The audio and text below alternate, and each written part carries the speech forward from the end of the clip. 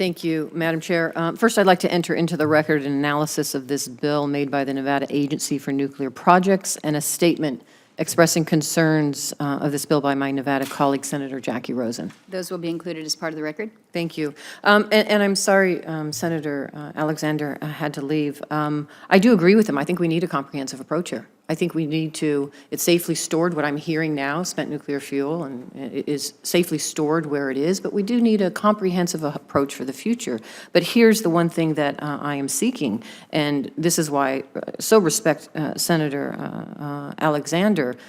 In 1987, I believe it was, Tennessee was able to successfully remove the Oak Ridge facility as an interim storage facility, changed the law, and now in this bill, Tennessee has equally the opportunity to say no like every other state, except Nevada. That's all I'm looking for in my state, is those similar opportunities.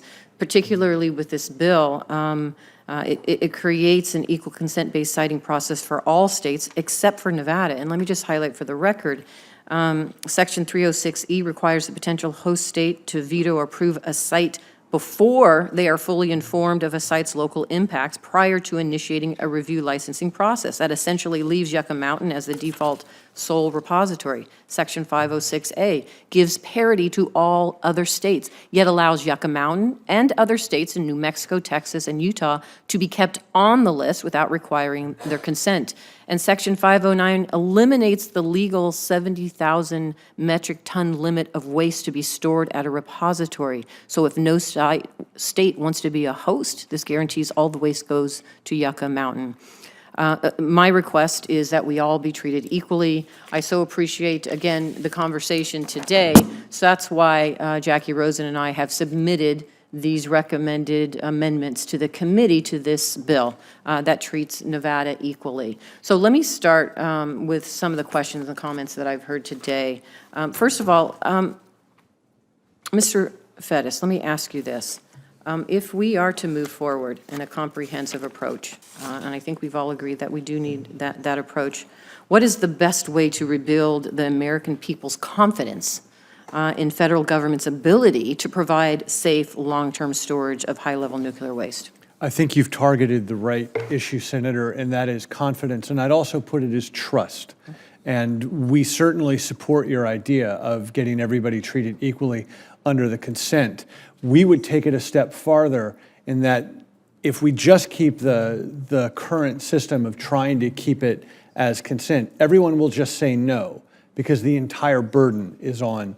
That's what we're trying to build, is a process where states and EPA can have trust and confidence and say yes in our process. And that's the specific point of our testimony. So, thank you. And Ms. Korsnick, would NEI support the new Nuclear Waste Administration Act, as created in this bill, if the NWA walked away from the Yucca Mountain project and demonstrated that a new repository project could be done more efficiently and rapidly than Yucca Mountain? Yes or no? Well, I guess I would reflect to say that we believe that Nevada does have a say in the process by continuing with the conversations around Yucca. That wasn't my question. My question was this. Under this act, would the NEI support this act if the NWA walked away from the Yucca Mountain project and demonstrated that a new repository project could be done more efficiently and rapidly than Yucca Mountain? Would you support that? I don't see how another process could be done more rapidly with all of the analysis that's already been done on Yucca. But if you found such magic place, yes, we could be supportive. Well, DOE studies have shown that walking away from Yucca Mountain and starting over with a repository in Salter Shale could save billions of dollars over the life of the facility. So, and this is the challenge I've had. We've had a stalemate over the last 32 years.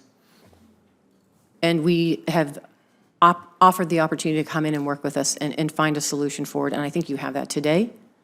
But unfortunately, what I see from the industry is the same old playbook and not willing to even admit there's an opportunity to move forward. There's not even a willingness to talk about potential new technology that can be utilized to address this safe storage, and that is my concern. We need time now for everybody to come together and move forward.